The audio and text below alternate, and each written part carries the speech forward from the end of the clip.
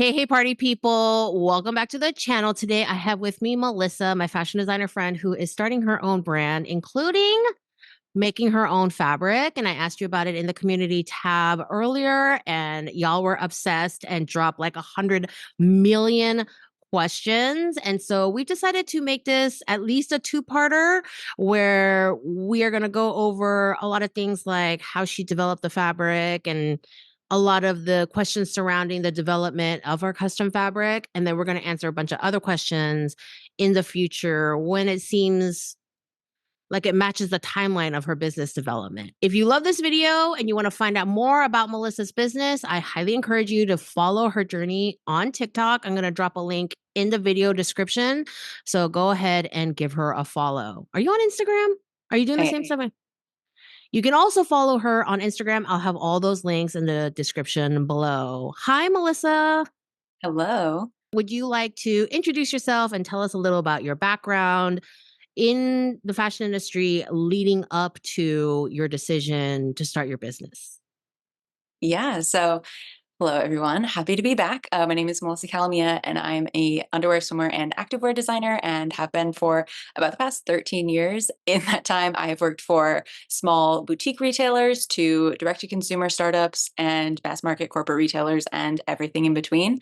So despite the fact that on the last time that you interviewed me, I said that I had no interest in starting my own brand, it turns out that I actually do, because my last role, I was traveling a ton for work. I was helping to launch an intimates program for a company that didn't have an existing intimates program. So that had me going all over the world trying to meet with vendors and sourcing contacts. And it was so much fun. But I also was just traveling so often and packing and unpacking and living out of a suitcase and all of the things that go with that so often that I started getting just really nerdy about getting my packing down to a science, as minimal as possible, and being that carry-on only girly, because I did not want to be that person that had to schlep their suitcase or whose luggage was going to get lost.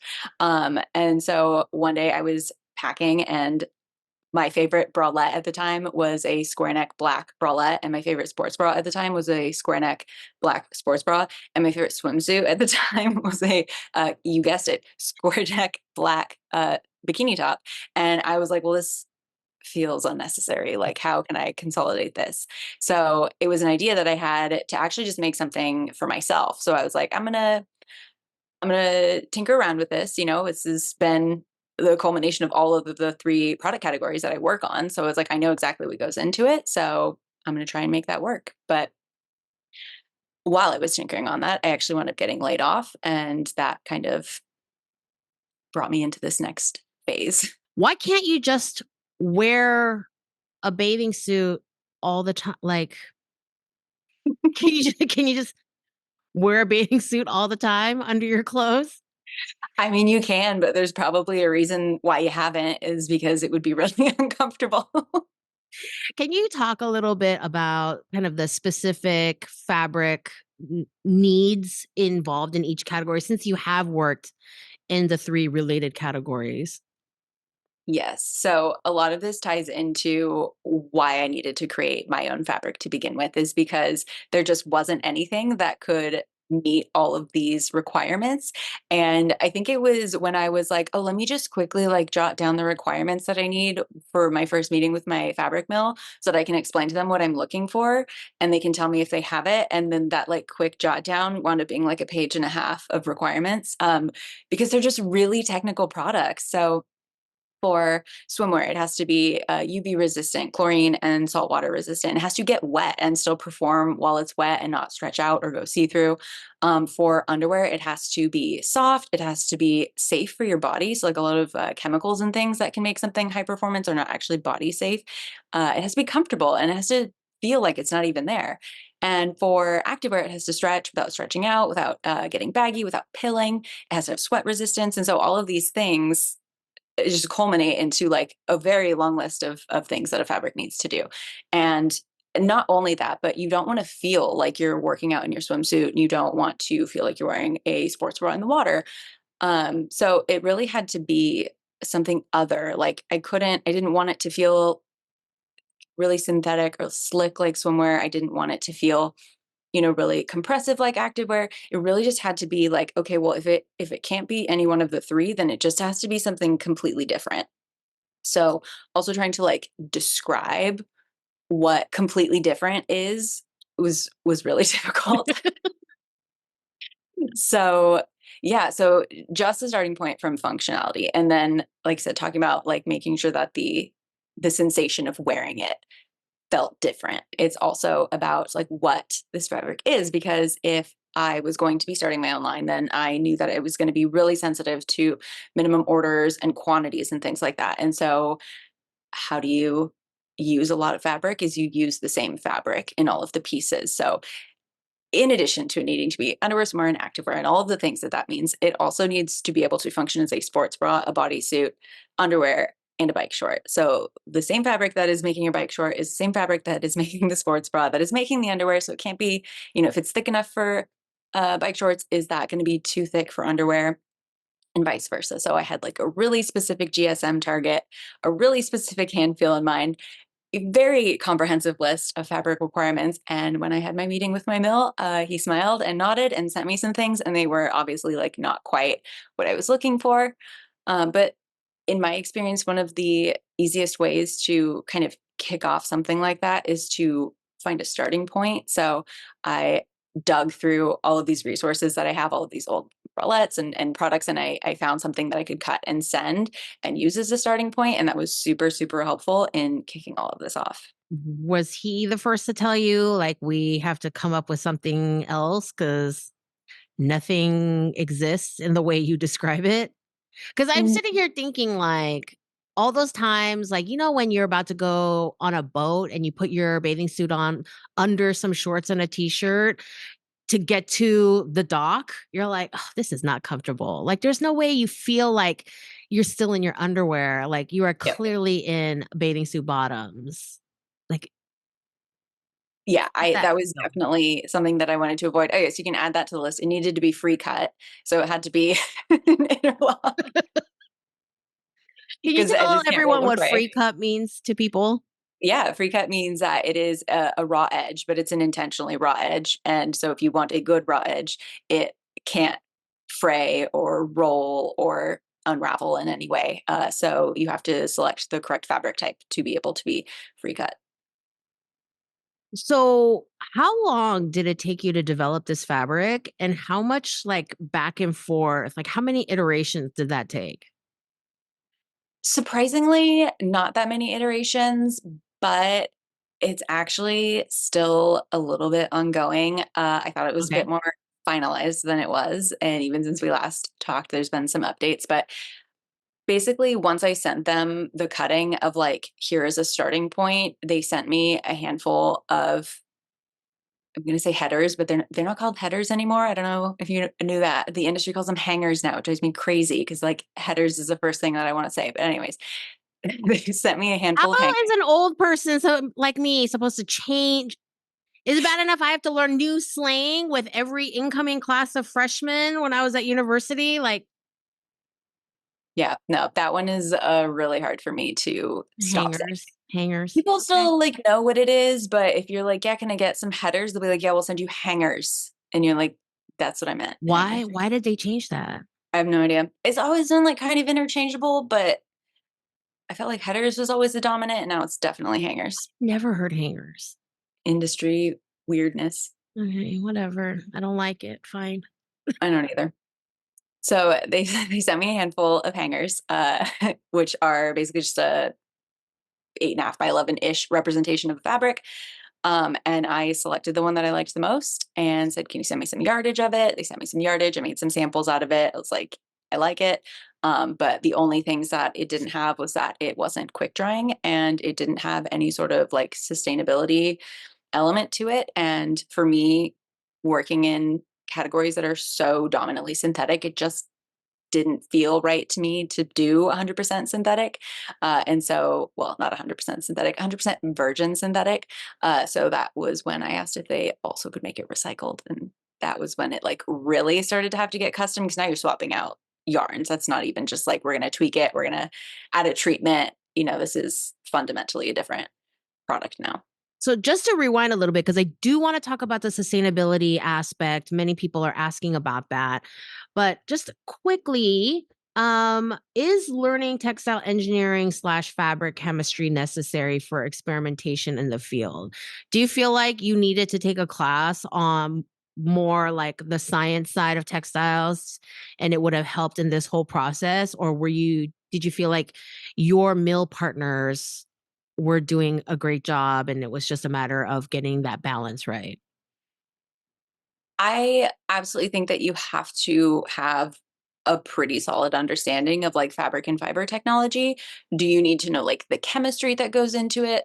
Probably not. Like you don't need to be able to like do it yourself in order to be able to do it, but you do need to be able to like ask intelligent questions and know what to ask for. And you can absolutely like lean on your mill partners, especially if they're someone that you have a good relationship with. Like this mill in particular is someone that I really trust. I've worked with before. They make phenomenal product. And so I know that, they're going to be really open and transparent, and they're probably going to give me the information before I even have the opportunity to ask. But there still have been instances where I'm like, why are we doing this? Why aren't we doing that? Like, is there a reason that this wasn't, suggested to begin with? And any solutions and things, sometimes I have to come up with them, or I have to explain like why I want this or why I would do it differently. And then they can help me and say, oh, well, if that's what you're trying to achieve, we can actually go about it this way. So it just helps to be able to like really truly partake in the conversation and not just have it be this like, handing a wish list and then just like hoping and praying that they can make it work for you. So you're really drawing on your experience as a designer in all these categories and all your fabric knowledge that you've learned over the years in a more practical sense than in like learning about chemistry sense. Yeah, it definitely has been practical learning, but a lot of my like information on like fabric and fiber has just been like my own like pursuits and interests of things that I researched, stuff I learned in school. It was just something that like I latched onto and kind of clicked for me. So I think I maybe have a more advanced understanding of fabric and fiber than like the average designer. But I also work in very technical categories where like that's really important. So someone who doesn't, who's maybe worked in like a lot of like cottons, things that aren't inherently technical, don't have a lot of treatments, stuff like that. Maybe don't know all of the ins and outs of synthetics. Like that makes total sense. If you put me in a position to talk a ton about like silk, like that's just not something I've had a ton of experience with. I can identify silk from a satin. I know what goes into it, but in terms of like developing like my own type of silk, like I don't. It's not my area of expertise.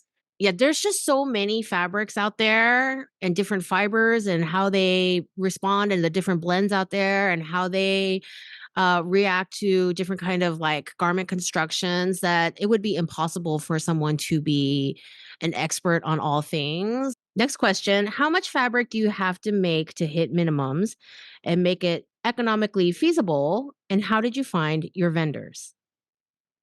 So in terms of minimums, when you do custom fabric, you usually have a higher minimum to meet. The vendor that I'm working with, the mill, we had conversations prior to this about what I'm trying to do, where my funding is coming from, which is myself. The volumes and things that I would be working with. So they weren't going to recommend me do something that was going to result in something that I couldn't achieve. Like it's not in their best interest to do that either. Like, we all want me to place an order. So they're going to help me get there. So for me, part of that was just the way that I was engineering the product to all utilize the same fabric. So that really helped. My minimums for this specific fabric, I think, are about 2,000 yards, divvied up by color. Um, and I should be able to hit that without issue. In terms of where I met them, so I met them when I was working at the last company I was at. I met them at a trade show. That is where I meet 90% of the vendors that I work with are at various trade shows. Even now that I'm working for myself, I still go to a lot of these trade shows. I'm going to one like next week, because that's just where the sausage gets made. It's where the job gets done. Even if I'm like not particularly looking for something, it's just all of my people are there. Like my manufacturer is there, my mill is there. Like I can be like, can you two talk? Let's just go get lunch. Um, I and would yeah, just like to interject right here that I did not pay Melissa to say this. I tell everyone, whether they are paying for a session with me for a one-on-one, my Patreon students, anyone who emails me, go to a trade show, talk to a bunch of people. Then you can compare A, B, and C. If you have 3 people who are offering linens, look at their certifications, feel their fabrics, look at their color cards to see if they're dyeing things the colors that you need, instead of having to custom dye something each and every time. Like, what are their terms? Where are they shipping from? And then you can compare right then and there. You're meeting a lot of people, go ask them a lot of questions. And people are just like, do I have to? And I'm like, well, no, you don't have to do anything I tell you to do, but I'm telling you that's going to be the best place. It's like literally a shopping mall for vendors. And I just want everyone to know I did not pay Melissa any money for this interview or for her to say that. She did that on her own. I'm just saying. It is in fact true. However, I will send you my invoice after. Yeah, no, I will pay it in Paris. I'm trying to convince Melissa to come to Paris when we don't live in the same city anymore. I'm trying to convince her to come to Paris when I'm in Paris for a Premiere Vision this coming winter, like late January, so that we can walk the show and make content and, all that good stuff. touch pretty fabrics. Yeah, touch pretty fabrics. People are like, oh, Paris is so beautiful and you're going to, it's the city of love and you're going to eat all this food. And it's like, I'm going to go to a trade show. It's going to be great. Everyone's like, Probably gonna be at what? like Port de Versailles, like it's gonna be freezing cold. But I tell people I saw Guape walking Premiere Vision for her show in a documentary where like she was literally shopping in Premiere Vision. And I'm like, if it was good enough for her, it's probably good enough for you Absolutely. and me. I love going to trade shows, like specifically for my mill. Like I feel like it's such a prime example of why you should go to trade shows. So I met them when I was at ISPO. It was like, I think it was right before the pandemic. It was like November of 2019. So ISPO is a trade show for like outdoor retailing, and it's just really interesting. The outdoor space has like a ton of high function fabric, so it's just such a cool show, and it's absolutely huge. I have not been back since, and it's definitely on my list. But I met this person, and we just really hit it off. So it was like they stuck in my head because like it was a good vibe. Like the fabrics that they had were good. They knew about the brand I was working for, and it was just a good relationship. And so I didn't even need anything from them at that time. And then when the pandemic hit and we needed to launch a new program, and I couldn't go to trade shows and I couldn't go out and get new hangers, not headers. I was reaching out to the people that we already work with, but I was also just going through my personal Rolodex of like, who have I met? And it's like, oh yeah, like that brand. I really liked them. Let me see what they're up to. And so that kicked off that relationship there. And then I carried that relationship with them into building my brand. And when I approached them and was like, hey, like I want to start my own brand, like there was no question. They were like, we're all in. Like, sounds great. We know what you do. We believe in you. We support you. Like, what do you need? So, That you know, definitely brings me to another point about how you can mesh with someone when you're meeting them in person at a trade show. And you can just pick up their vibe immediately. Like there are going to be people who immediately sense that you're not going to place a 10,000-yard order and they don't want to talk to you. Like you can just yeah. tell right off the bat they're not interested. And then you can just not waste your time and just split. So Absolutely. Yeah. It's a big part of doing business. And like you want to like the people that you're giving all this money to. Like you have to talk to them a lot. You gotta rely on them for stuff. If you start out that relationship feeling like they're judging you or that they don't really want your business, you're not important to them, like it's not gonna feel good to like continue to work with them. And you're probably just gonna bounce as soon as you can like work with someone bigger or better or just different. So yeah, you want to find people who take you seriously or who know that you're a rookie and are not like turned off by that and want to help and have the resources to do that. Also, even if you aren't sure what you're looking for or you're not even sure that like this manufacturer is right for you, like them asking the questions tells you what information you need to have to approach them in the future and to interface with people like this. So getting over that initial hurdle of like, I don't want to talk to people. I'm scared. This is a big, big, scary trade show. Just getting out there and doing it and talking to people, building your Rolodex and having those interactions. It's only going to teach you more about how to do it better in the future. where's my practice not magic mug? It's in the wash. I got this one. Close enough. Next question. A lot of people are asking about sustainability, which brings me so much joy that so many of you are invested in learning more about sustainability and how it factors into people building their brands and how fashion and sustainability can meet to successful brand development. I love everybody who asked about sustainability. So, how important was the sustainability aspect for you in building this brand?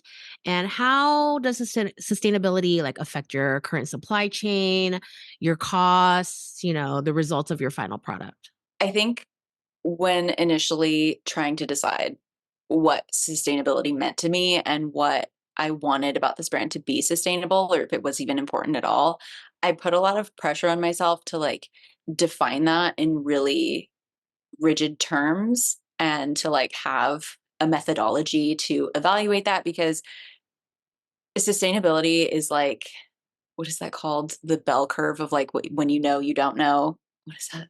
The Dunning Kruger effect or something like that. Anyways, with sustainability, it's like the more you know, the more you realize that like it cannot be pinned down. And so I just really wanted to like pin it down for myself. And that got me absolutely nowhere. I realized that as a small brand, I do have the ability to just follow my gut and the things that are important to me. And if I use that as a guiding light, then I cannot make the wrong decision because I am just being like authentic to myself. And for me, being in an industry that so heavily relies on synthetic fabrics, I knew that I didn't want to put more virgin synthetic product out into the world if I could help it.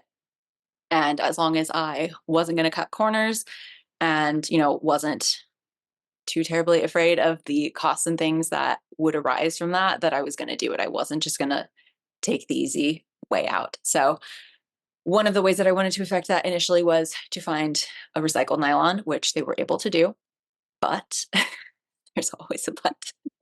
Um, in the past couple of days, we're having some issues with that. There is a really long lead time on getting those yarns because they're importing those yarns from a different country of origin. And so, as of the quote that I got a couple of days ago, even if I placed a fabric order like today, my fabric may not be ready until February of next year because of how long it is taking to get these yarns. So now we are looking at a different source that is regionally closer to where they're manufacturing the fabric, but it is only 50% recycled content of the percentage of nylon that the fabric is. And so that's something that I'm kind of weighing right now. Is that enough for me? Is accepting this timeline part of just the baggage that comes with doing the more sustainable option? Would that be considered cutting corners? I don't think so, because in order to be a sustainable brand, I also have to be a brand. And for a small business to have such a long lead time, that means that I would have to be placing like replenishment orders within weeks of having the product on site, and that's going to create more waste on the line. That's going to create a lot of unnecessary money spent because I don't have a crystal ball. I can't forecast those things. And so it puts a lot of stress on my business to try to hit these lead times. Either that or I'm only releasing colors once a year, which also is possible, but I'm not okay with being out of stock for such a long time, because you put a lot of effort and money and time into marketing. And so when that like trickles out and goes nowhere and no one can buy your things or see your things, like that is not money well spent. So trying to be strategic about it. And we're still going back and forth, a lot of questions that I have about it, but you know, there's so many different ways that you can look at it. Like I said, it would help me with inventory management, and proper inventory management is a sustainability issue. And it would also help with emissions because it's regionally closer. It doesn't have to be imported. Like that is also a sustainability issue. So if you do what I was doing in the beginning and just try to pin things down, like you will just trap yourself into this like unachievable box of standard that you're trying to meet, when really, for me anyways, the approach that has worked best is to just like follow authentically what you feel makes most sense for you and for your brand. So it is important to me. I am trying to accomplish it any way that I can. But yeah, this may be one of the first concessions that I have to make. We'll see. Yeah, I've often said there's no such thing as a perfectly sustainable company. And it is precisely these things where you have to balance what you're able to achieve and what you're able to change, what you're able to source. And it's not always just a matter of the perfectly sustainable fabric dyed without water. And then, all the people sewing my clothes get paid, $50 an hour.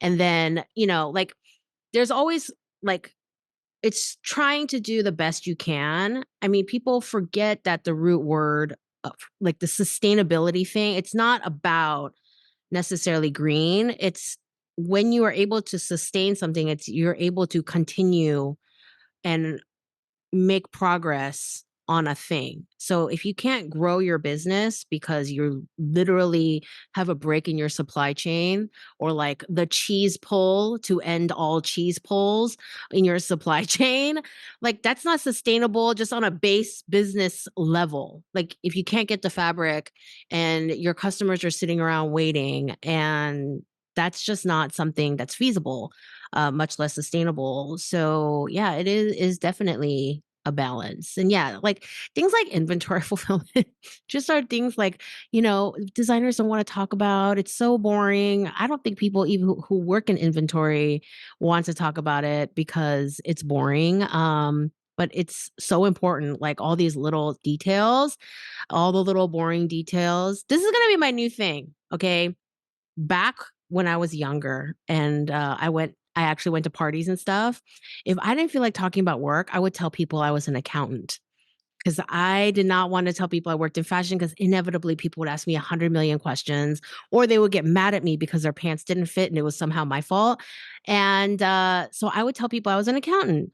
And then accountant became the the the fake word, spicy accountant. Like if you had an OnlyFans, you would in public tell people you were an accountant. And so I couldn't use that anymore because I didn't want people to get the wrong idea that I was a spicy accountant. Not Like that there's this anything is a wrong with code word that. for something else. Not that there's anything wrong with that. That's not what I do. And I didn't want people to think that that's what I did. But now I'm going to tell them I'm in inventory. Because Mm. nobody wants to talk about inventory and how important that is. But yeah, all It those is. little I mean, details. yeah, you can wind up sitting on a lot of money if your inventory is mismanaged. See, And it's this is not what I was talking about not the last. glamorous part. I know. It's like I was talking about my hot takes on costing, and I was like, I don't understand how you guys think that 60% spent on fabric is feasible in the whole thing of the garment, because so many people don't take into consideration all these other costs like shipping, taxes, inventory, like warehousing, like and overhead, insurance, like all the things that people don't even associate with fashion. Like, where are you getting that money from? How can fabric be 60 to 70% of the cost as is conventional wisdom? It's like that's another part of the rant I was on last week. My audience loves a good rant, but it can get exhausting. Like being angry all the time is exhausting. I I think feel like the Lewis Black of fashion. Okay. I do think that there is like some confusion about how costs are determined, and I've experienced this in dealing with people now that are helping me to do this, but that have not actually formally ever worked in the fashion industry. Like my partner, for example, is like talking about like cost of goods, and he's like, well, you have to factor in all of these overheads. And I'm like, yes, like in accounting, but not when I'm determining like my margin on a cost of good. Like there are only so many things that you consider. And yes, like in the scheme of things, it all does have to come together and make sense. Um, but yeah, there is like a formula to how you determine your cost of goods sold. So like for me right now, I have like my fabric yields and my quotes from my supplier, and I'm leaving a big chunk of my margins open because it's just going to like come in like this with all of these other tiny things that have to add into it. But it is interesting how many people don't realize like that it's a little bit black and white what you factor into costs and what is just business financials. Yeah. What I meant by that was you're not like having all these line items in there, but you do have to have like allowance in your costs and your pricing and your markup so that you can somehow still pay for these things later. Like Yes, they do have to absolutely. come out of your clothes, because somebody actually asked me this once, is like, how do fashion brands make money? And I'm like, the things they sell. Like there's literally nothing else. Like you make a thing, you sell the thing, and however much money you make from that thing is supposed to fund all the parts of your business. So you're not going to sit there and be like, okay, 13 cents for insurance on one pair of shoes. Like I don't mean you're going to like nitpick like things like that, but you Yeah. do have to like pad in there enough like in for like the future costs of everything that goes into your business, because there is no other source of revenue. Like it Yeah. all comes out of the out of you selling your products. And yeah, that's an interesting way to put it too. Like you're not making money any other way. Like it's literally just the products that you sell. It's not like a service on the side or, ads that you generate from your website or anything like that. Like you're paying to place the ads on other people's websites. So it's Yeah. all very Oh, transactional. yeah, it just kind of like blows my mind when people are like, yeah, $1.50 for the production of this item. It's like cutting and sewing and bleaching and clipping all the loose threads and making crotch whiskers on your jeans. All of that's $1.50. That's bananas. That's slave labor. Like I don't, like that's crazy. And so yeah, like the whole point of my video last week was really just like look at your costing, because conventional wisdom doesn't really apply anymore. A lot of people are looking at it from like a fast fashion angle. You are not producing enough volume to even be getting those kind of volume discounts on your production anyway. And so to use those metrics will fail you and you will go bankrupt. Pricing your goods is such a marketing strategy, and you have to know that from the consumer end too, that the prices you see are like a marketing strategy, and that's what it is. Okay. Absolutely. Today is the Melissa show, not the Zoe goes on another rant show. So let's get back on track here. It's always Zoe goes on another rant day though. But Listen, look, like nothing builds friendships and relationships like a joint rant tangent, That's how you know that like you click. You can just complain about the same thing. that's why like you always have to have friends in the industry you work in, because nobody else understands. Teacher friends always have to have teacher friends.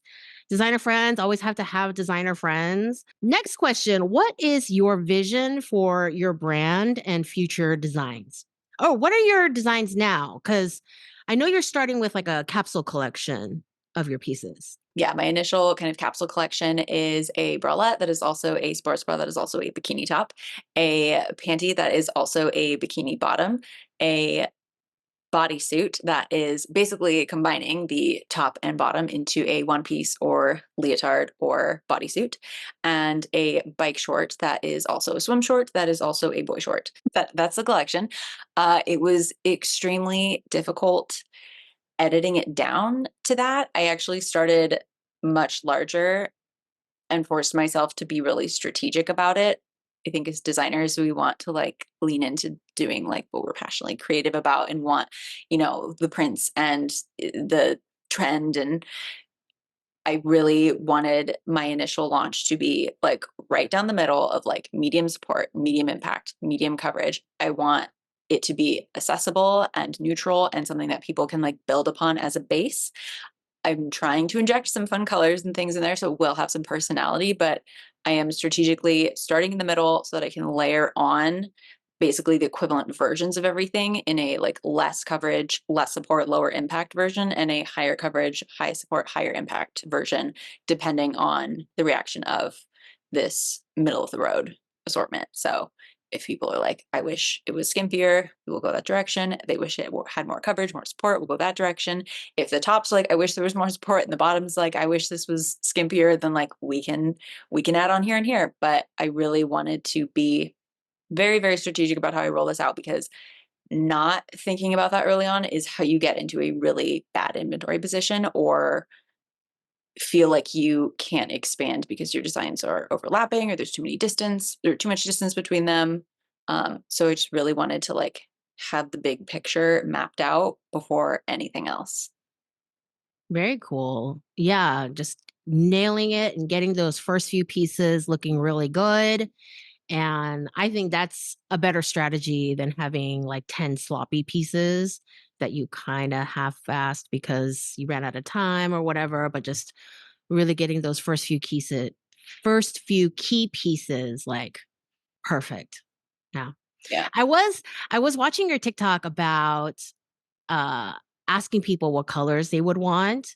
And it was so funny because I was reading through your comments and I didn't comment because I was kind of like, well, I wear black everything, so I don't care. But like I was also like, just like, do I want that in a bathing suit and also a panty? Like it was kind of interesting because I think there are definitely overlapping colors, but then there are some colors you would wear in some situations and some you wouldn't. So I'm kind of excited to see what you decide is your color palette. Oh, speaking of, I know when you first started doing your sampling, you were using that kind of medium blue color, and you said there was a technical reason for that. Would you like to share with the class? Yes, of course. The reason why I am constantly in cobalt blue in like a bikini on social media, which is like absolutely nothing that I would really do in real life because I also just wear black all the time. Um, yeah, so if I had my way, I would be sampling in black, but that is not what you want to do because black is going to be probably the best case scenario of everything. And you don't want any surprises when you start changing your colors, but the dye stuffs can actually affect how a fabric behaves. So, depending on the color, it can be more stretchy, less stretchy, have better recovery or less recovery. And not to like an extreme degree, like you would need to cut your white different than your black, but you want to sample in a middle ground.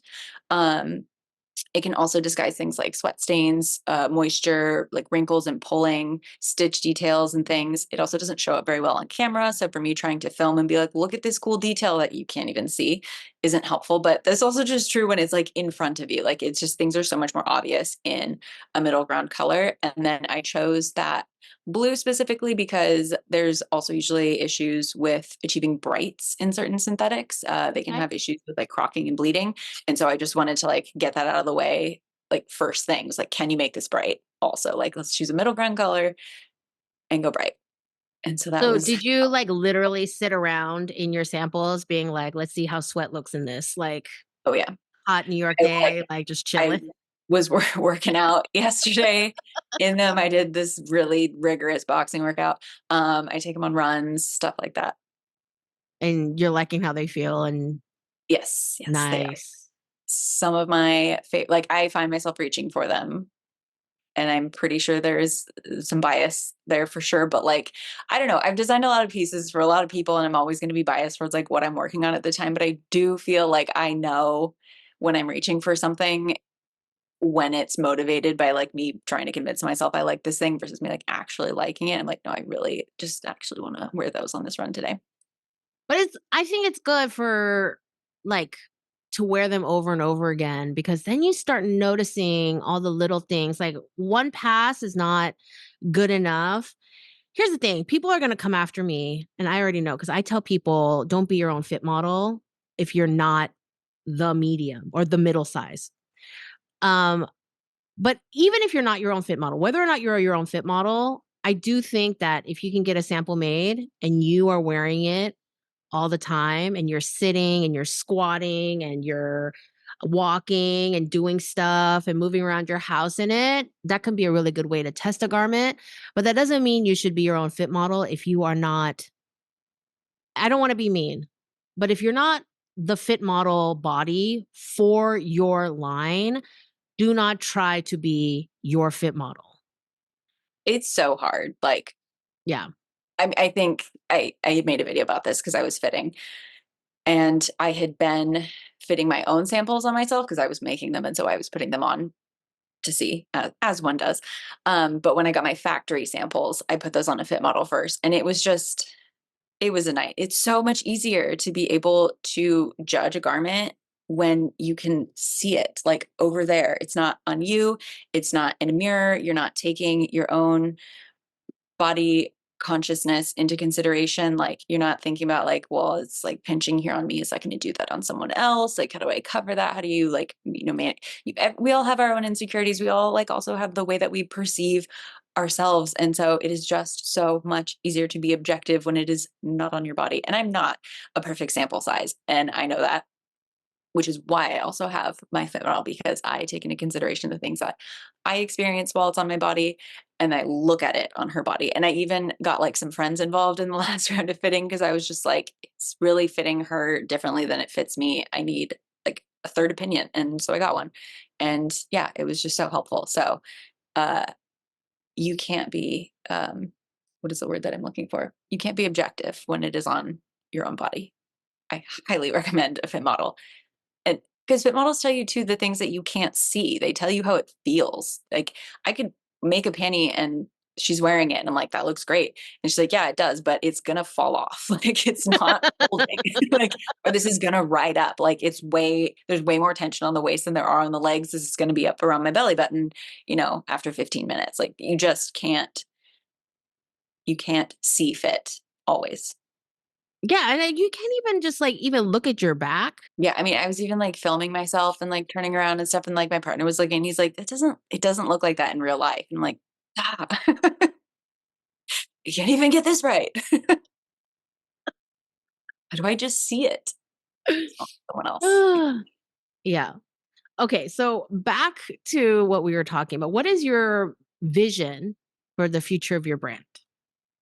Yeah, the vision for the future of my brand is I just want to continue to create more of these multi-purpose products and be able to expand like the color and the print offerings and also some of the uses and some of the sizing as well. I think is a real challenge with like having such an edited first collection. I've gotten a lot of comments recently about like, will this be suitable for larger cup sizes? And unfortunately, just with like one bra like garment, I cannot reach like absolutely everybody in the world, but I definitely want to have a very well-rounded total collection to be able to be as inclusive as possible and just be able to like have something for everybody and be able to support the people who need a multi-purpose product like this to be able to or to enable them to do all of the things that they need this product to do. So I just want to create a product that is going to empower women to be able to do everything that they need to get done in a day because Lord knows it's a lot.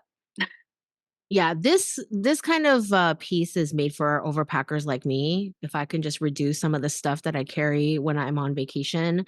But, you know, I have like a lot of things to say about what you just said. Number one, I think that going back to sustainability as a mindset as opposed to like a precise black and white methodology, just the very idea of creating a garment where you would need fewer garments already. Therefore, these kinds of garments being worn more often and you having reducing the need for multiple new garments in your wardrobe, like the very kernel of the idea itself is more sustainable than just having another bra, another panty, etc.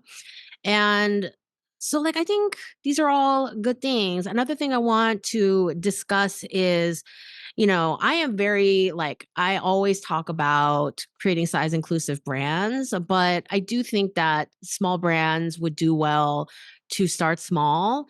And then, number one, your audience will kind of tell you what they need. They'll ask for it. Like, itty bitty titty committee over here. Can we get something where it just covers our nipples? Okay. Like the audience will speak up about the sizes that they need. And I think that it's good to for brands to have that conversation with their customers and be like, okay, this is where our sizing is gonna go moving forward, or like maybe like adjusting the fit according to like overwhelming demand. Not to say you have to do these things. I'm just think like having that conversation with your customers, like having a small size set in the beginning and then have like kind of having this ongoing conversation about where the sizing needs to go, I think is totally fine. And I think it's a good way to grow without making a ton of inventory in the wrong direction, in a direction your customers are not looking for. And like I said, in order to be self-funded and to be as efficient as possible in all of these all of these things that need to get done. It just has to be super thoughtful. And I would rather start small and start with a more limited collection and grow meaningfully and thoughtfully and based on actual knowledge and demand than to pretend that I know what the market wants and offer something to everybody. And I know that train of thought is like not necessarily the most inclusive way to go about it, but it is my intention to get there and be there. I can't take the risk of the guesswork, I guess is what I'm trying to say. So I want to have those things. I want to have, bras that work for plus cup and plus band just as badly as I want to have like another color. It just isn't financially possible all the time. So I think that it can be a tough one to face as a small brand with the scrutiny of social media too, because people love to like accuse you of, being anti whatever they feel you are being anti at the moment. So yeah, that one has been a tough one. I haven't like made videos and stuff really addressing like what sizes I'm anticipating or, who it's going to fit. But I do know that that is going to have to happen pretty soon. And I'm also still determining my size range. So a lot of times when you pick your size range, like you just pick it and then you make the product and then you're like, cool. Um, I'm trying to see how large my product can go. So I'm getting another sample. Like my next round of samples is coming in medium, but also 2XL so that I can see like, okay, is that like, it's as good as it's going to get. We can't go any higher. I'm like, can I get a couple more sizes out of this? And it's actually really going to like serve that person. Or is like that not even realistic and I need to drop it down even more. So I'm doing more work on like the size spectrum than is normal because I want so badly to have the most inclusive line that I can. Yeah, some categories are just more technical than, a pencil skirt or a caftan. It just it's just the way it is. Yeah. And yeah, it takes more careful consideration and pattern making and fiber knowledge to do these different things. But I have faith that you'll be able to address this to your audience in a sensitive way, in a way that makes your customers feel heard. I have faith in you. Thank you. What has been the most difficult part of starting your brand so far? My God. And I if you saw say, that on the list listen, of questions. I was like, what hasn't been? if you say social media, I'm telling you, my entire audience of entrepreneurs will probably agree with you.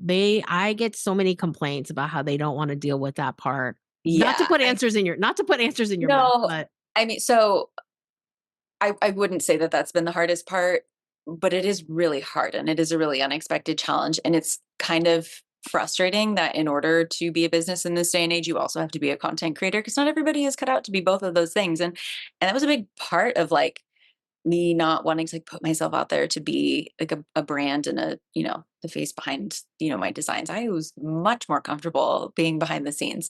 But it is a consequence of doing this now. And so for better, for worse, got to figure it out. And yeah, it's certainly not the largest struggle, but it is probably like the most day to day.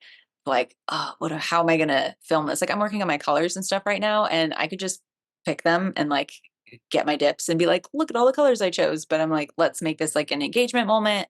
I want people to be able to weigh in on it, and so then every decision that I make, I have to make a video of me making that decision first so that I can get the feedback on it. So it's like this process that could have taken me probably like a day or two is taking me weeks because I need time for people to get back to me and tell me what they think. And it's been interesting. And I like having this like platform and connection with an audience. It's super unlike anything that I've done before.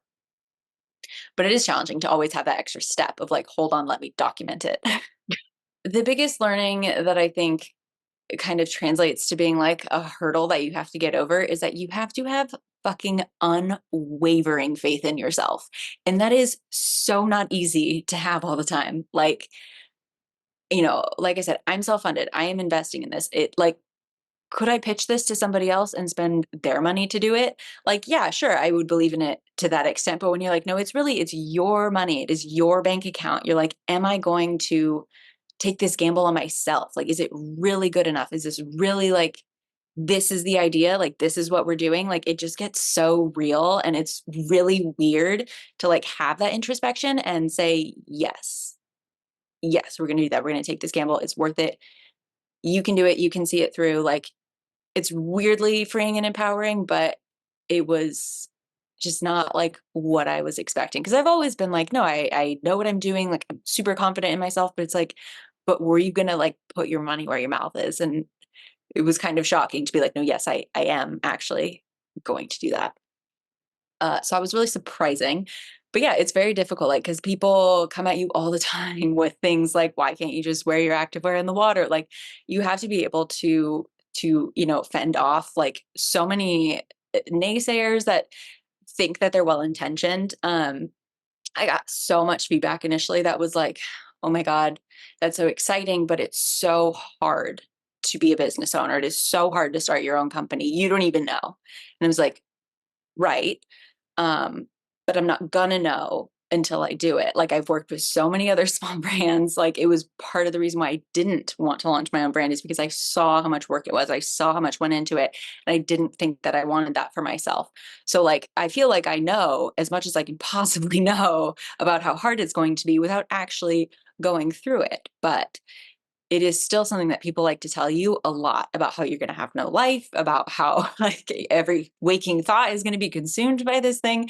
And it's just a really weird conversation to have so many times about like, okay, yes, like, get it. Um, thank you for your point of view. But yeah, so there's just a lot of like I said, unintentional negativity and unintentional naysayers, people who think that they are warning you, people who think that they are like trying to help, poke holes and, close loopholes or whatever. Like, everybody wants to help in their own way, and it's not always helpful. So yeah, just having, like I said, an unwavering belief in yourself and unwavering confidence that this is what you want to do in the face of criticism, of spending your own money, of spending other people's money, of, making promises and pitching yourself, like, that I think has been something I knew was going to happen, but I don't think I quite realized how hard it was going to be or how deep it really gets. Do they know you've been in this industry forever and a half? Like, before Some they say people, like, they know, or like they know because I just said it, but like they don't that? know me like that. They just know that like I almost feel, not I almost feel, I do feel like when people ask me like, what do you do for a living? I don't just say, oh, I am starting a fashion brand. I say, oh, I'm a fashion designer. I've been in the industry for a long time and now I'm starting my own brand, because I feel the need to clarify that, like, I'm not here for whatever you're about to say to me because you think I'm like some rookie designer who's like living a daydream and that this is never going to come to fruition. Like, I got a ton of that when I wanted to go to fashion school. Like, the number of people like, oh, good for you, honey. Like, that's not going to turn into anything, like, I know how that goes. And I wish I didn't have to like lead with that as an introduction, but unfortunately that is just the case sometimes. But yeah, it feels like I have to like give that caveat a lot to be like, don't second guess me. Like, I do know what I'm doing. This is real. I'm serious. There are definitely some categories uh of the kind of job where people will kind of wonder about how successful you will be. Entrepreneurship is definitely one of them. And I don't think it's just fashion. I think just entrepreneurship across the board. Like, if they hear you're starting a business, unless they know that you've already had successful businesses, people are like, oh, okay. I know that from content creation, like, people are just kind of like, you're gonna give up your university job to start a YouTube channel? Like, yeah, and I make like a lot more than I ever did as a university teacher. Like, a lot. And I work less hours. But yeah, sure. You can tell me that's not gonna go anywhere. That's cool. See, this is why I spent years telling people I was an accountant. There you This go. conversation right here is why I spent years telling people I'm an accountant. Yeah. If this goes really public, like this little clip here, and people are like, "Hey, I met that girl at a party like 15 years ago. She's She was not an accountant. She just didn't want to talk to me for very long." I'm like, "Yes, exactly. I didn't want to talk to you for that long. So I told you I was an accountant and you got bored immediately and I made my escape." I think some of it comes back to like the fact that like fashion as a job is usually not taken seriously. Like, so much of it is a bit of like misogyny, like it's considered women's work. And so even when I was a fashion designer, it was like if someone asked what I did and I said I'm a fashion designer, they're like, "Oh, for who?" And then I tell them the name and they know the brand. They're like shocked that like I'm a legitimate designer for a company that they know that they have purchased from. Like it's really hard because you are not instantly assumed to be credible as a person who is starting a fashion business. So there's a lot of things that you find yourself saying and doing to like make sure that people are taking you seriously. Mm.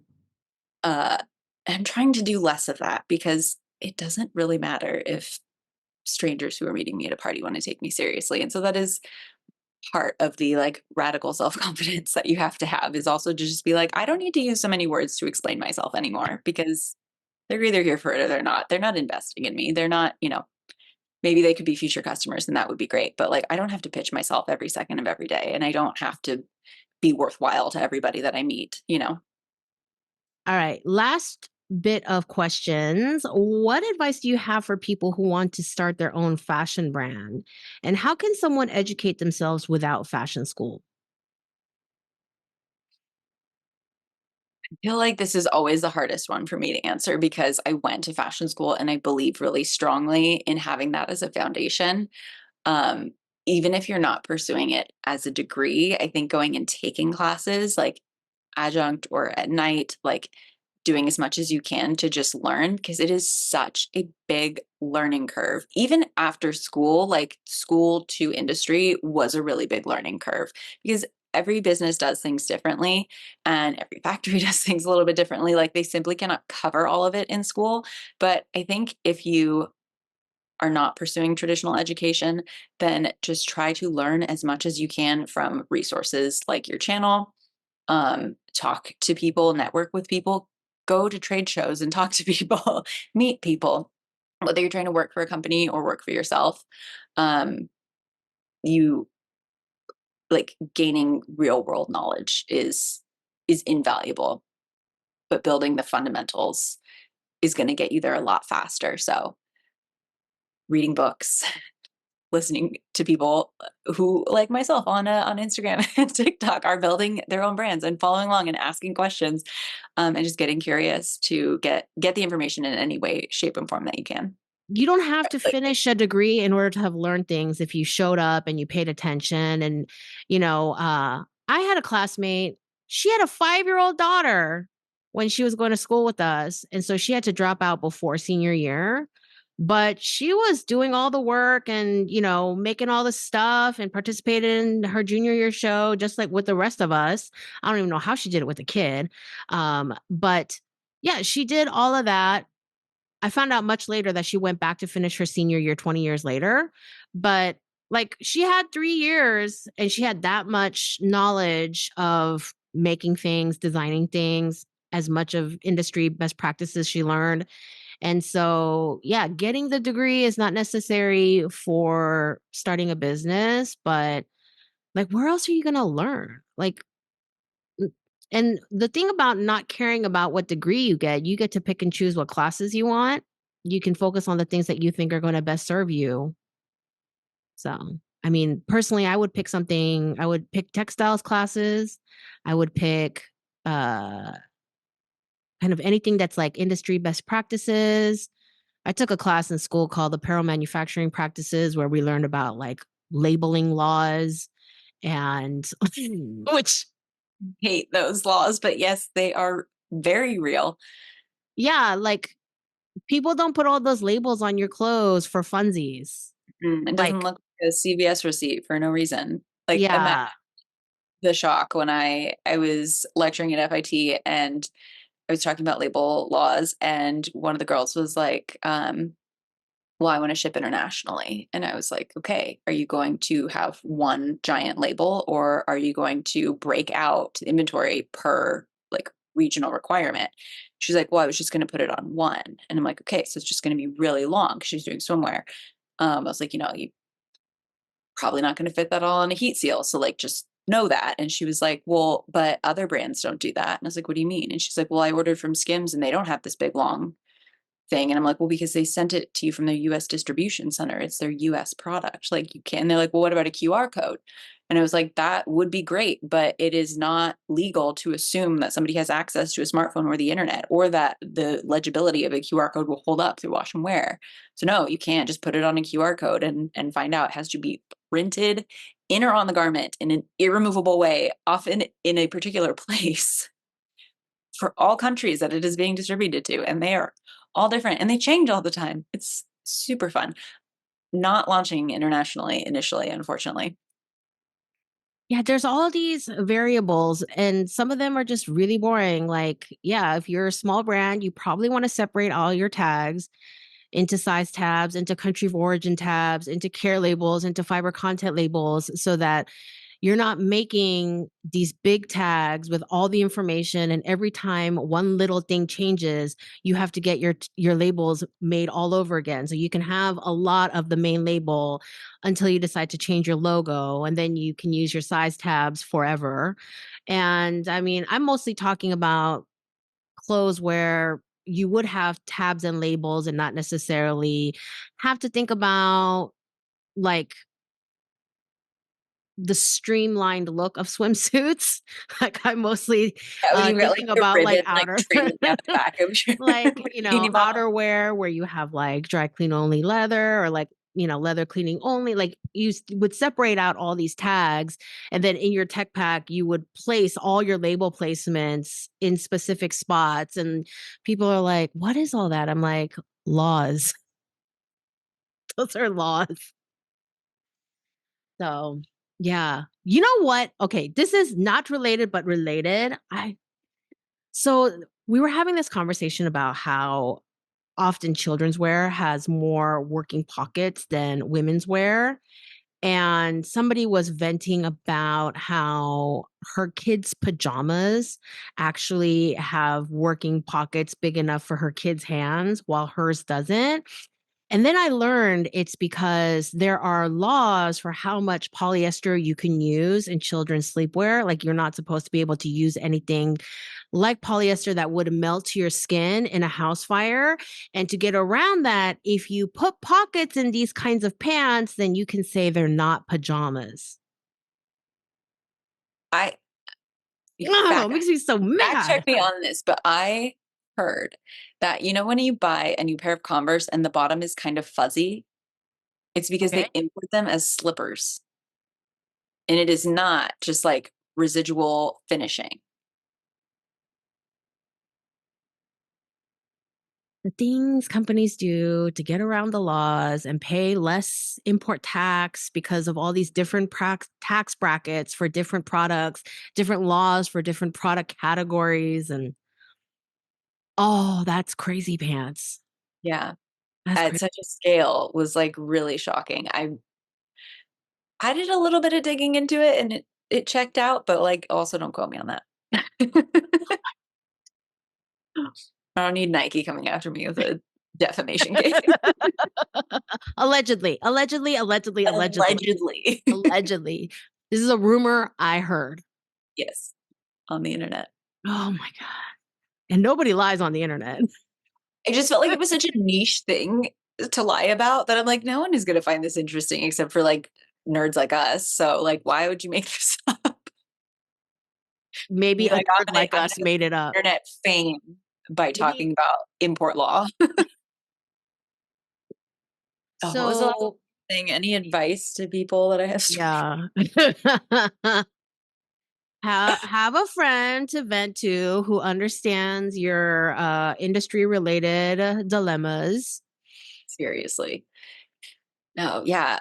Have some friends who engage with your social media so the algorithm works in their favor. So even if they don't know anything about fashion or what you're doing or what you're making, have some friends who have your back, who are on your team, who heart all your stuff, who comment on all your stuff, who rewatch all your stuff. So the algorithm thinks your stuff is so popular, and that it gets pushed out to the public so your name can get out there. So if anybody asks, is there anything I can help you with? Be like, be on my social media team. Be looking at all my stuff. Yeah, whenever like my friends and stuff tell me like, "Oh my gosh, I love your content," I will like immediately launch into like how they can help it perform better because I don't think it's like super common knowledge unless you are like doing this yourself. But like if the video comes across your feed, watch it all the way through and maybe watch it all the way through again. Maybe like leave it playing while you go to like the bathroom so that it gets some views. And then you send it to like six other people who've probably already seen it, including the creator, and like it. And, you know, comment more than two things or an emoji, or even just comment an emoji. That's fine too. But yeah, there's so many ways that you can help the algorithm push content further that costs you nothing to do. I don't think I realized how supportive like a lot of my friends and family and stuff were going to be. I guess because of my experiences with everything else and people not always taking me seriously, that it was, you know, not going to be taken super seriously. But it's been like really pleasantly surprising to see how many people are just like willing to show up and engage and like absolutely spam people with your content and spam your content. And to see like strangers start doing it too, like it's really motivating and super helpful in this day and age where, like I said, every founder has to also be a content creator. And it's not necessarily my skill set. So any support, any help there, appreciate like every second of it. So There is this person on my channel, and I don't know anything about them because their online username is literally first name, last name. Like literally FIRST, like it's first name, last name. And I know it's them because they have that name and then they use the same avatar. And I don't know if it's even them, like if it's even a photo of them. No idea. And sometimes, every once in a blue moon, they comment something related to the topic. A lot of the time, they just post for the algorithm or something similar. Like they're just supportive. They just want to yeah. help me. And all they do is write just something inane, like commenting for the algorithm. When I see people do that on other people's TikToks and social media, I'm like, that's a friend. That's a friend. Okay. And this is a great point to wrap things up because I want y'all to go follow Melissa. If you want this to be a multi part series where we follow her on her journey to build her brand and for her to answer more questions, because y'all ask so many questions about how her brand goes as we approach market and all these things, then you need to follow her on her social media. You need to blow that up. You need to heart all her reels and her TikToks and watch them and spam your friends and comment random like, hey, it's me from Zoe's channel. Just want to see you thrive. All right, bye-bye. That's my call to action for this week. Usually I tell you to subscribe to my stuff and all that business, go buy a mug, whatever, but this week the call to action is to go follow Melissa on all her stuff, support her brand, support her social media, and drop me all the questions you have for the next installment in the series in the comments below. Any last words, Melissa? It has been a pleasure to be included yet again and really looking forward to the next round of Q&A. All right. Y'all know what to do. I will see you in the next video. Bye.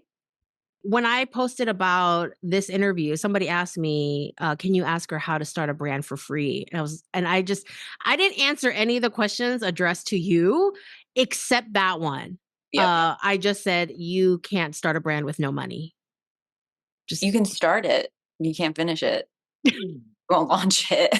You can ideate it all day long for free. It's very free to imagine, to sketch it, to put it together, to think it through. But if you want real product, you want to launch it, it's going to cost money.